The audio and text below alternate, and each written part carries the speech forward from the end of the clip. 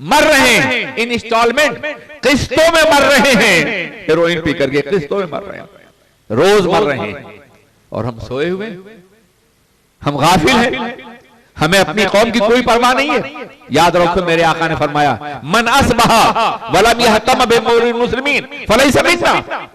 जो शख्स के कोई ऐसा दिन गुजारे, कोई ऐसी सुबह करे जिस रोज मुसलमानों की भलाई के लिए कोई काम न करे, वो हमारा नहीं है, हमारे माशरे का मिंबर नहीं है। रसूल पाक की सोसाइटी और माशरे के मिंबर नहीं है आप, अगर आप शराबियों और बदकिरदारियों से, शराबियों से अपने माशरे को पाक नहीं करेंगे तो हाथ जोड़ करके समझा करके, उनके बच्चों का वास्ता दिला करके नबी की अजमत का वास्ता मना कीजिए, एक दायाना निजाम पैदा कीजिए, या फिर उन प्रोग्रामों में जाइए जहां इस्लाह होती है। मैं कम बेश 22 साल से मुसलसल सुन्नी दावत इस्लामी के इज्तिमा में आ रहा हूं। जानते हो क्यों? इस तहरीक ने लाखों नौजवानों को बुराइयों से बचाया है। कोई कुछ भी कहे, मगर इस्लाह माशरा की एक तहरीक है।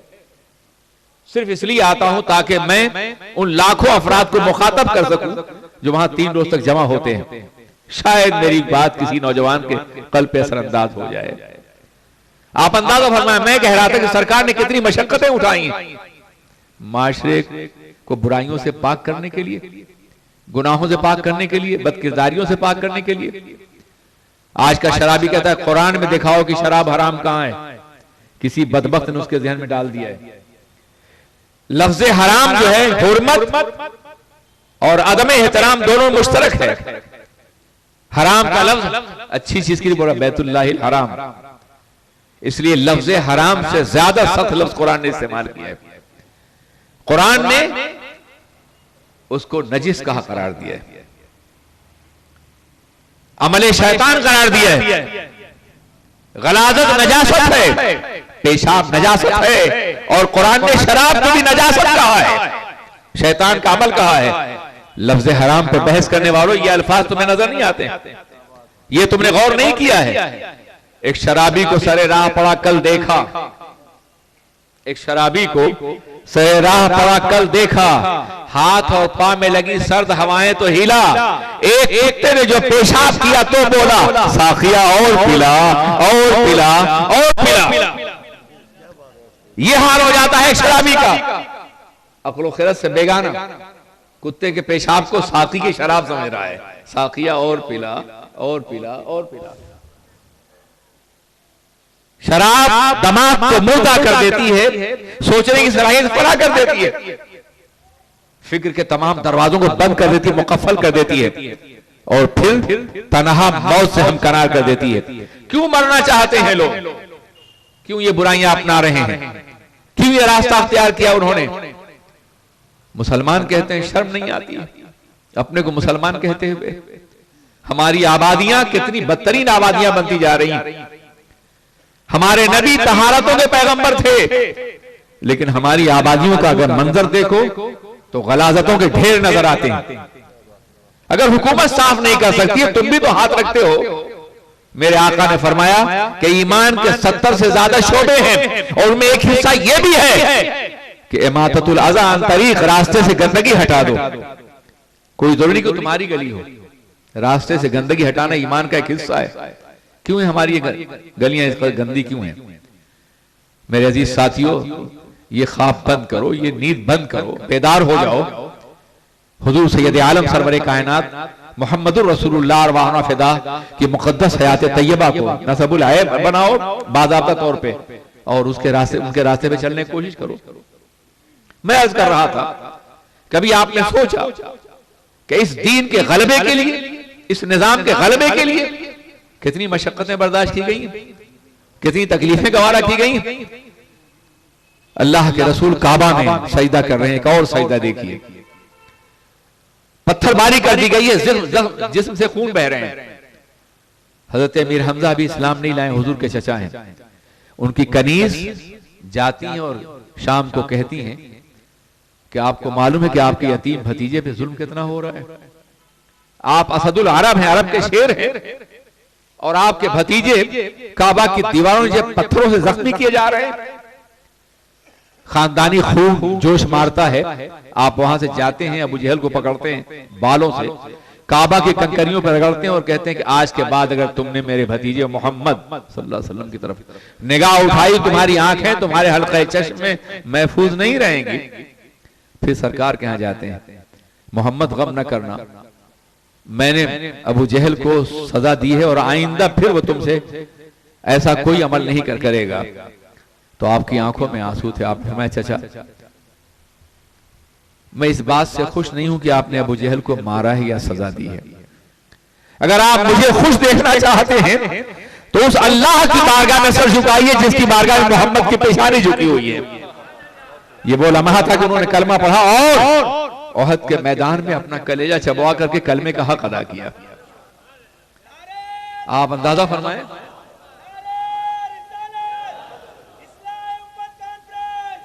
हमारी बहनें और बेटियां भी सुन रही होंगी। तारीख का सिर्फ एक वाकया, मक्का मुकर्रमा में पैगंबर आजम का सोशल बाइकाट किया गया है, माशरती बाइकाट। माशरे की इस्लाह करने वाला पैगंबर, माशरे को हयाते जावेदानी देने वाला पैगंबर, माशरे को मौत से बचाने वाला पैगंबर, माशरे को लाफानी बनाने वाला पैगंबर, उसी का बाइकाट है। कभी कभी बुराइयां इतनी आम हो जाती हैं और आलम यह है कि मेरे आका घर में फाका हो रहा है। हजरत खदीजा रज़ी अल्लाह तआला अन्हा जो रईसुत तुज्जार मक्का की बेटी है खुवैलिद की, जिनकी तिजारत का यह आलम था कि शाम और यमन की मंडियों में जब इनका माल पहुंचता था तो मंडियां शबाब पर होती थी। लेकिन जब अल्लाह के रसूल ने नबूवत का ऐलान फरमाया तो उन्होंने अपनी सारी दौलत उनके कदमों में डाल दी। अब आपको तिजारत करने की जरूरत नहीं है, मेरा सब कुछ आपके लिए। अब आप दीन का काम बेफिक्र होकर करें, माशी फिक्र से आजाद होकर। अजीजाने मिल्लत इस्लामिया, यहां तक एक ऐसा वक्त आया कि सब कुछ खर्च हो गया, कुछ भी उनके पास नहीं रहा। अब फाके होने लगे। जनाब फातिमा फाके से होती थी, जनाब खदीजा फाके से होती थी, और फिर इसी आलम में आप बीमार हुई। ये मर्जुल विसाल था। आपकी बचपन के एक सहेली अतम बहुत चुपके से कौम से छुप करके आपके घर में आई और उन्होंने कहा कि खदीजा, मैं तुम्हारी दुश्मन तो नहीं हूं, मैं एक बात कहने के लिए आई हूं। मक्के के लोग मशवरा कर रहे हैं कि कल अगर तुम्हारा इंतकाल हो जाए तुम्हें गुस्ल न दिया जाए, जनाजा न उठाया जाए, मक्के कब्रिस्तान में दफन न होने दिया जाए। मैं इसलिए आई हूं कि एक मर्तबा मुझे गवाह बना के ये कह दो कि मैंने रसूल पाक का कलमा नादानी से पढ़ लिया था। तो मैं ये बात ऐलान के साथ मक्के में की गलियों में फैलाऊंगी और कल लोग मक्के की अजीम बेटी का जनाजा बड़े फख्र के साथ उठाएंगे, जिसके बाप के एहसानात हैं पूरे मक्के पर। जनाब खदीजा मर्जुल विसाल में उठ बैठी और कहा कि अतम क्या कह रही हो, मैंने अपने रसूल का कलमा नादानी से पढ़ा है। वल्लाहिल अज़ीम, होशो खिरत की अजमतों ने हजारों बार मेरे कदमों को बोसा दिया होगा, तब मैंने ये कलमा पढ़ाया। तुम ये कह रही हो मक्के वाले मेरा जनाजा नहीं उठाएंगे, आसमान के फरिश्ते जनाजा उठाएंगे, हुराने बहिश्ती मुझे गुस्ल देंगी और ज़मीने गैरत इलाही में दफन किया जाएगा। मुझे अपने रब की गैरत पे भरोसा है कि मेरा रब मुझे रुसवा नहीं करेगा। जनाबे अतम ने ये सुना तो पढ़ लिया ला इलाहा इल्लल्लाह मुहम्मदुर रसूलुल्लाह। खदीजा, मैं भी तुम्हारे नबी के दामाने करम से वाबस्ता हो गई हूं। अतम, तुमने कलमा पढ़ लिया, इतनी हैरत अंगेज तब्दीली, तुम तो कुफ्र की तरफ लौटाने के लिए आई थी। कहा हाँ। खदीजा, जुमला सुनिए, खदीजा जो मजहब अपने मानने वाले को इतना नाकाबिले शिकस्त यकीन देता हो कि मौत का चेहरा भी यकीन का चेहरा मुज़महिल न कर सके, वो मजहब गलत नहीं हो सकता है। अजीजान मिल्लत इस्लामिया, सरकार तशरीफ लाए, पूछा खदीजा तुम्हारा हाल कैसा है? तो कहती हैं कि मेरा हाल खालिक़ अहवाल के हवाले कर दीजिए। जितनी देर में आप मेरा हाल पूछेंगे हो सकता है किसी को जहन्नम के दहकते हुए शोलों से खींच लिए। जाइए दावत का काम कीजिए, मैं बहुत मसरूर हूं कि मैं अल्लाह की बारगाह में हाजिर होने वाली हूं। ये तमाम तकालीफ और जहमतें क्यों बर्दाश्त की गई थी? क्या इसलिए थी कि हम अपना माशरा करप्शन का शिकार कर दें, उसमें बुराइयां लाएं, यजीदी कैरेक्टर को आम करें, माशरे में बुराइयों को फैलाएं और फिर हमको खुद को मुसलमान भी कहें? मेरे अजीज साथियों, अगर शराब न छूटती हो, बुराइयां न छूटती हो, तो खुदारा एक अहद कर लो, सच्चे दिल से नमाज पढ़ना शुरू कर दो। नमाज बुराइयों से रोक देगी। इन्ना सलात तन्हा अनिल फहशाए वल मुनकर, बेशक नमाज इंसान को तमाम बुराइयों और बेशर्मियों से रोक देती है। जानते हो क्यों? आज ये बड़ा अजीब चैलेंज है हमारे सामने। कुरान कह रहा है कि नमाज तमाम बुराइयों से रोक देती है, तमाम बेशर्मियों से रोक देती है, तमाम बेहयाइयों से रोक देती है। आज बुराइयों को रोकने के लिए कानून है, जेल है, अदालत कचहरियां हैं, कोर्ट्स हैं, जंजीरें हैं, पुलिस का निजाम है, हुकूमत की ताकत है, जासूसी का निजाम है, फिर भी बुराइयां फैल नहीं। तो जिन बुराइयों को जेल न रोक सके, जंजीरें न रोक सके, कैद न रोक सके, हुक्मरानी न रोक सके, पुलिस न रोक सके, इख्तिदार न रोक सके, उस बुराई को नमाज कैसे रोक लेगी?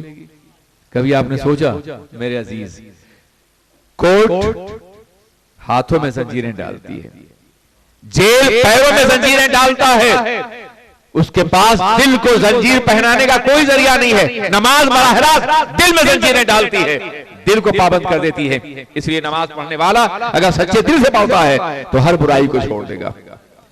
बुराई हाथ और पैर से जरूर की जाती है, मगर हुक्म तो दिल ही देता है ना। मेरे आका ने फरमाया था कि इन्ना शैतान यजरी फिल इंसान मजरत दम, शैतान जिसमें इंसानी में इस तरह दौड़ता है जैसे खून दौड़ता है। जिस जमाने में दिल के फंक्शन को और अमल को दुनिया जानती नहीं थी, उस जमाने में मेरे आका फरमाते हैं कि जिस तरह जिसमें खून दौड़ता है, दिल खून पंप करता है, वैसे ही दिल बुरी ख्वाहिशात और तमन्नाओं को पंप करता है तुम्हारे वजूद के अंदर। यह है दिल की कैफियत। पता चला कि दिल मरकज़े हयात जिस्मानी भी है और मरकज़े हयात रूहानी भी है। दिल बीमार हो, आप बेकरार हो जाते हैं, मगर दिल मरीज हो शराब की वजह से, ज़िना की वजह से, बदकिरदारी की वजह से, तो आप बेकरार नहीं होते। जिस्म बीमार होता है तो तन्हा एक जिस्म पैबंद में कब्र बनता है, मगर रूह बीमार होती है तो कभी कभी एक रूह बीमार होती है, पूरा का पूरा माशरा गारत हो जाता है। आपकी आबादी में अगर एक भी शराबी नजर आए तो खुदारा उसकी सलाह कीजिए, उसे मोहब्बत से समझाइए, उसके अंजाम से बाखबर कीजिए, वरना ऐसा भी हो सकता है कि एक शराबी पूरे माशरे को बुराइयों में डुबो दे और बदकिरदारियों में डुबो दे। अजीजान मिल्लत इस्लामिया, हुजूर सैयद आलम सरवर कायनात की तालीमात वाहिद जरिया हैं कि जिनके जरिए से हम बुराइयां छोड़ सकते हैं और माशरे को पाकीज़ा माशरा बना सकते हैं। कभी आपने सोचा कि मुसलमान सहराए अरब से निकला और पूरी दुनिया में कैसे फैल गया? सिर्फ एक सदी के अंदर 3 बर्रे आज़मों में। ये वसाइल नहीं थे, ये जराए नहीं थे, ये तवानाइयां नहीं थी, इसके बावजूद ये गलबा क्यों हासिल हुआ, ये कामयाबी क्यों हासिल हुआ? दुनिया की तमाम कौमें सफर करती हैं, हम भी करते हैं, आप भी करते हैं। आदमी जब सफर करता है एक मकाम से दूसरे मकाम तक, तो जिस मकसद के लिए सफर करता है वैसे ही सामान्य सफर भी होता है। तिजारत के लिए सफर करे, तिजारत के नमूने होते हैं, इल्म के लिए सफर करे, किताबें होती हैं, सनदें होती हैं, फतेह ममालिक के लिए सफर करे तो फौज होती है। जैसा सफर होता है वैसी जरूरत होती है। मुसलमानों ने 1400 साल जो सफर किया है और यहां तक पहुंचे हैं, तो हमारे पास दौलत रही हो या ना रही हो, हमारे साथ सामान्य सफर में सरमाया रहा हो या ना रहा हो, फौज रही हो या ना रही हो, इख्तिदार रहा हो या ना रहा हो, हत्ता कि बीवी और बच्चे रहे हो या ना रहे हो, मगर एक चीज 1400 साल से हमारे पास हमेशा रही है और वो कुरान है, वो नबी की मुकद्दस सुन्नत है, गुंबद खजरा की छांव है, सीरत मुस्तफा।